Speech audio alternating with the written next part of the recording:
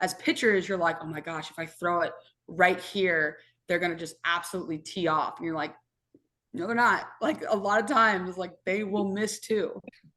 Welcome back to Pitcher U. This week, we're going to do something a little special, and we're going to have our friend on as our very first guest.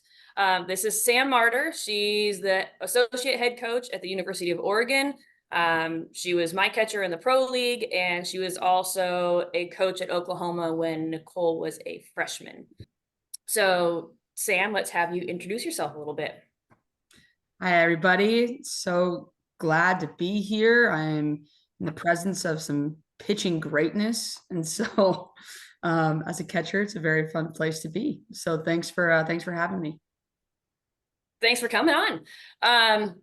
So I know we were starting to talk about this before we started recording, but figured we would start off by talking about how we met each other, like how we met, how you and Nicole met. Because I mean, I know you love telling the story about how you and I met the first day at Akron. Yeah.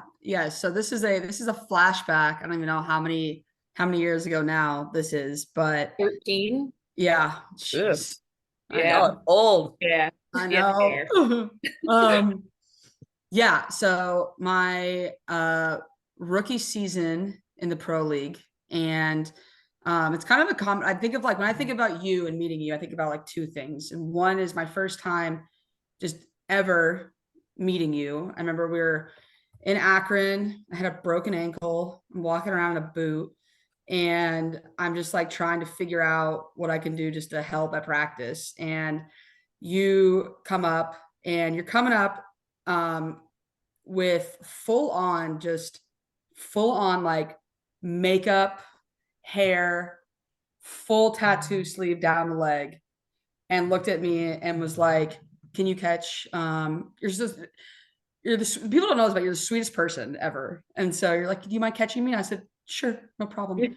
And I'm just trying not to like, I'm just trying to think like, how do I just not mess this up my first day? And you get in there, my first pitch throws like one of the nastiest drop balls I've ever seen. And I think almost takes out my broken leg, like in the boot. And that was my first time. And then then next year we became really good friends, and we decided to be roommates, right? And I don't know when I met the red suitcase first, if it was the first year or if it was the second year. I don't remember either. It was the first year you brought, and people don't know, you have this like little red suit, like business suitcase that it's you a don't tell cupping anybody. Set. For everybody else, it's a cupping set that I brought. Whatever. You don't preface this at all. You just like walk up to the field with your glove and your little red suitcase. And people don't know you. People don't know what's in this thing. And I just remember multiple people come up to me. They're like, what is in the red suitcase? Because I was your roommate. I'm like, I don't know, but I'm not asking. Because whatever it is, I don't want to mess with it. So, and it happened to be your cupping system, which came in handy a lot. But yeah, dude, that was my first experience with you. So, and it's been a long, great friendship ever since. Yeah, we became mom and dad on the team. Yes, mom and dad on the team. Yes, you being dad. It was good time. It was a great time. Yes, and then I got really lucky. I got to go to Oklahoma for a little bit of time. It's one of the most like amazing experiences ever for me. And I got the opportunity to meet Nicole, and in my role there, I worked a lot with like data and analytics, and got to assist the coaches in that. And one of the coaches I got to assist was obviously Coach Rocha. And so I got a chance to know the pitchers a lot. And Nicole as a freshman was like so beyond her years as a freshman. So it's been such a fan watching you and watching everything you've done, and watching everything you're going to continue to do. So such an incredible like young star in our game. So it's lucky. Look how lucky I am to be surrounded by you guys. I feel like we're the lucky ones here. Yeah. Yeah. You made us both better. Let's get real. Mm-hmm. Listen, I don't know how much better you guys needed to do. I was just there to, as a good catcher, I was there to assist where I needed to assist for both of you. So, I mean, you say that, but I remember the 2 times I shook you off, I gave up home runs. So Like I learned my lesson pretty quick. That Yes. to just do Well, whatever you say. that's because I grew up as a Bull Durham fan and would just tell the hitter what was coming. Just kidding. Not really what happened. I know, but I still learned my Yeah. lesson. Yeah. Either way. No. You were a fun, very, very fun pitcher to call for. Very, very easy pitcher to call for. So Thanks. yes, absolutely. So I guess that's a good transition. So that's kind of what we're going to start with talking about today is calling pitches. So there's a lot of different mindsets behind it, and there's a lot of different pieces to it. So, like, what would you say are probably the top two most important things to keep in mind when it comes to pitch calling? Yeah, I would say number one, I mean, honestly, it kind of goes a little bit hand in hand, but number one is just understanding your pitcher's strengths for sure. And really throwing to your pitcher's strengths.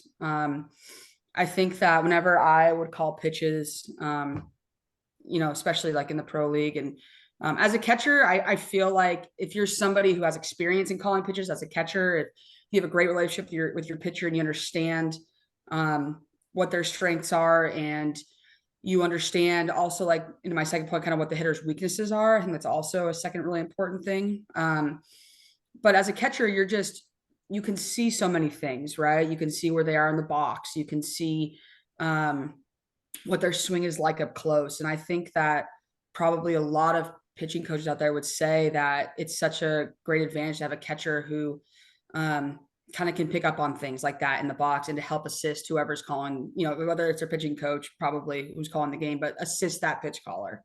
So I just think understanding what your pitcher's strengths are for sure. What can they throw as a strike on any given count? Something I always wanted to know. Like what if it's 3-2 and I have to have a strike, right? And there's situations where you're facing certain hitters and you're not concerned necessarily whether it's going to be a strike or not because you're throwing them in a way where you're kind of maybe throwing them a little backwards or just are looking for swing and misses, right? And you're okay if it's a ball.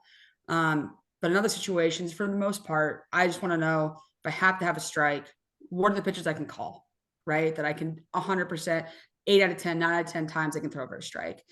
What are the pitchers that are getting swing and misses? If you're lucky enough to have a pitcher who has swing and miss stuff, like what are those pitches? I also think obviously like knowing what they feel most comfortable with, and that's kind of where that relationship, goes into play, which is huge. But I would say that would be the most important thing is understanding what your pitcher's strengths are and what they feel comfortable with.